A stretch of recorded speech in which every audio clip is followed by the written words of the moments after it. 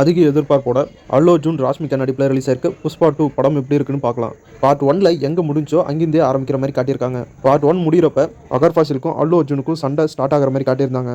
இந்த பார்ட் 2 படத்தில் ஸ்ட்ரெயிட்டாக இன்ட்ரோடக்ஷனை ஜப்பான் ஹார்பரில் ஸ்டார்ட் பண்ணுற மாதிரி காட்டியிருக்காங்க.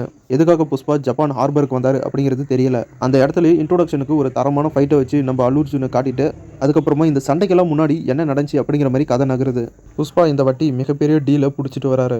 ரொம்ப ரிஸ்க் எடுத்து 2000 டன் செம்மர் கட்டைகளை டெலிவரி பண்ற ஆர்டர். எதுக்காக புஷ்பா இவ்வளோ பெரிய டீலுக்கு ஓகே சொன்னாரு? இந்த டீலுக்கு பின்னாடி இருக்கிற காரணம் என்ன? போலீஸ் ஃபகத் ஃபாசிலை தாண்டி இந்த 2000 டன் செம்மர் கட்டைகளை புஷ்பா வெற்றிகரமாக டெலிவரி பண்ணாரா? இதுக்கிடையில புஷ்பாவுக்கும் முதலமைச்சருக்கும் நடுவில் நடக்கிற கிஸ்கா சீன். இது மட்டும் இல்லாமல் பார்ட் 1ல புஷ்பாவுடைய அப்பாவுக்கு ஒரு குடும்பம் இருக்கும். அந்த குடும்பத்தில் இருக்கிற அண்ணன் புஷ்பாவையும் அவங்க அம்மாவையும் அவங்க குடும்பத்தில் ஏற்றுக்க மாட்டாங்க. இந்த அண்ணனுடைய பொண்ணால் புஷ்பாவுக்கு வரக்கூடிய பிரச்சனை ப்ராப்ளம் அப்படின்னு கதை இன்ட்ரெஸ்டாக எடுத்துகிட்டு போயிருக்காங்க.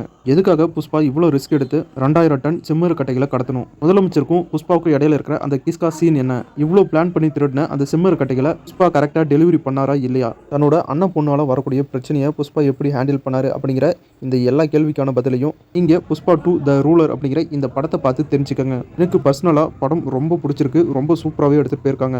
படம் ஸ்டார்டிங்லேருந்து எண்டு வரைக்கும் ரொம்பவே சூப்பராக எடுத்துகிட்டு போயிருக்காங்க.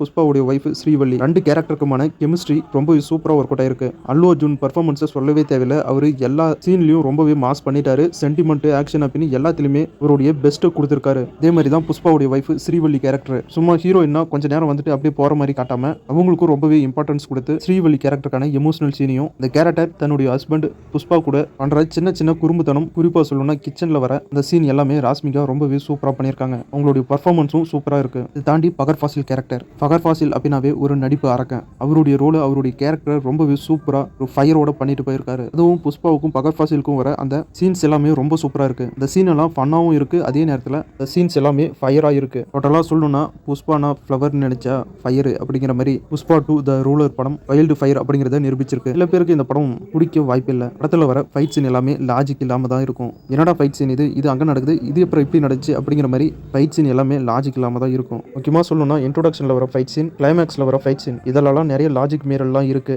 எனக்கு லாஜிக்லாம் முக்கியம் இல்லை, படம் பார்க்க நல்லா இருக்கணும், நம்மள முழுசாக என்டர்டைன்மெண்ட் பண்ணணும் அப்படின்னு நினச்சிங்கன்னா கண்டிப்பாக அதுக்கான படம் தான் இந்த புஷ்பா 2.